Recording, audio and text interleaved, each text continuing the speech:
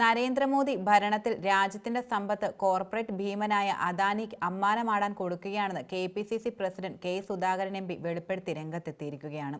Adani company നടത്തിയ സാമ്പത്തിക ഓഹരി ക്രമക്കേട്, കള്ളപ്പണം വെളുപ്പിക്കൽ, അഴിമതി, വഞ്ചന എന്നിവയിൽ അന്വേഷണം നടത്താനും മണിപ്പൂരിൽ തുടരുന്ന സംഘർഷം അവസാനിപ്പിക്കാനും കേന്ദ്ര സർക്കാർ തയ്യാറാകുന്നില്ലെന്നാരോപിച്ചും AICCയുടെ ആഹ്വാനമനുസരിച്ച് KPCCയുടെ നേതൃത്വത്തിൽ നടത്തിയ രാജ്ഭവൻ മാർച്ച് ഉദ്ഘാടനം ചെയ്ത് പ്രസംഗിക്കവെയാണ് അദ്ദേഹം തന്റെ പ്രസ്താവന നടത്തിയത്.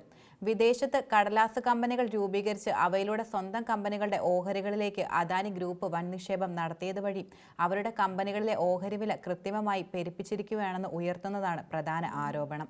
അദാനി കമ്പനികളിലെ ഓഹരികൾ ചുരുങ്ങിയ സമയത്തിനുള്ളിൽ കുതിച്ചു കയറിയത് ഇത്തരം തട്ടിപ്പുകളിലൂടെയാണെന്നുള്ള ആരോപണങ്ങളും ഉയരുന്നുണ്ട്. സാധാരണക്കാരന്റെ പ്രശ്നങ്ങൾക്ക് പരിഹാരം കാണാതെ അവരെ ചവിട്ടിമെതിച്ചാണ് മോദി അദാനി കൂട്ടുകെട്ട് പ്രധാനമായും മുന്നേറുന്നത്.